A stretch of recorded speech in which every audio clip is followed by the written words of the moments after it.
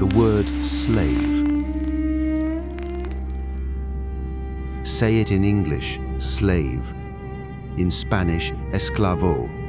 In French, esclave. In German, sklave. Every version comes from the same root, Slav. In the early Middle Ages, Slavic people were enslaved in such enormous numbers across Europe and the Mediterranean that their ethnic name became the word for human property. Slav became slave. A people became a product. By the 15th century, the slave trade was the engine of the Mediterranean economy. Every major power participated: Venice, Genoa, the Ottoman Empire, the Papal States. Buying, selling, and shipping human beings was as normal as trading silk or spice. No one questioned it, except one city. A Slavic city, a city whose people carried the very name that the world had turned into a word for chains. The Mediterranean was a slave economy. This was not the Atlantic slave trade. That horror was still a century away. This was older, more complex, and it went in every direction. Christians enslaved Muslims. Muslims enslaved Christians, both enslaved Africans. And everyone enslaved Slavs. The markets of Constantinople sold Circassian women to Ottoman households. The docks of Genoa processed thousands of Eastern European captives every year. Venice needed bodies for its war galleys, 150 men chained to oars on every ship, rowing until they died. Between the 12th and 15th centuries, an estimated 2 to 3 million people were bought and sold across the Mediterranean. 2 to 3 million. They were not called slaves yet. In Latin, the word was servus, but as more and more Slavic people filled the markets, a new word appeared. Sklavus. Slav. Slave. The word changed. The meaning became permanent. But the story most people know, the story of slavery, starts later, and somewhere else. We know this story.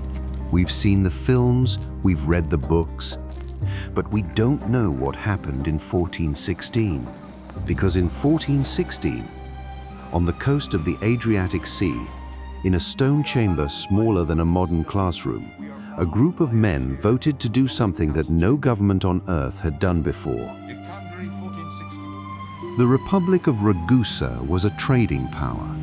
Its ships sailed from the Adriatic to Constantinople, Alexandria, Tunis, Beirut. They carried silk, salt, wax, silver, leather, and coral. But some of those ships also carried people, not passengers, cargo. Ragusan merchants, like merchants from every Mediterranean trading city, were involved in the slave trade. Not as the largest players, Venice and Genoa dominated, but they participated. Ragusan ships transported enslaved people. Ragusan merchants brokered deals, and the Senate knew it. This is important. Ragusa didn't abolish slavery from a position of innocence. They abolished it from a position of complicity. They weren't outsiders pointing fingers. They were insiders who looked at what they were doing and decided to stop. That makes the decision harder. The Minor Council and the Senate of the Republic of Ragusa convene. The agenda includes a proposal unlike anything debated in any European government before. A prohibition, total, absolute. The buying of human beings prohibited. The selling of human beings prohibited. The owning of human beings prohibited. The transport of human beings on Ragusan ships prohibited. The language of the decree is remarkable. It does not frame this as a trade regulation. It does not argue economics or logistics. It calls the slave trade a disgrace. On a winter afternoon, in a chamber overlooking the Adriatic Sea, a city of 30,000 people does what no empire, no kingdom, no pope has done. They say, people are not cargo. The year is 1416. The world will need 400 more years and millions more lives to arrive at the same conclusion. What happened after 1416? Nothing.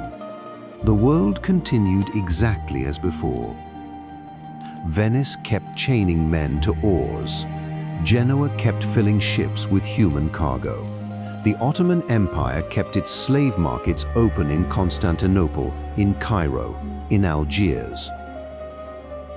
And then, starting in the 1440s, something worse began. Portugal opened the Atlantic route. The scale of human trafficking expanded beyond anything the Mediterranean had ever seen. By the 1700s, the Atlantic slave trade was the most profitable enterprise on earth. Empires were built on it, cities were built on it. Their wealth came from human bodies. And for 400 years, while millions of people were bought, sold, worked to death, a document sat in a stone archive in a small city on the Adriatic coast. A document that said, "This is wrong." No one read it, no one cited it, no one even knew it existed. It just sat there, being right, silently, for 400 years. In 1807, the British Empire abolished the slave trade. In 1833, Britain abolished slavery itself. In 1865, the 13th Amendment freed 4 million enslaved Americans. Abraham Lincoln became a legend.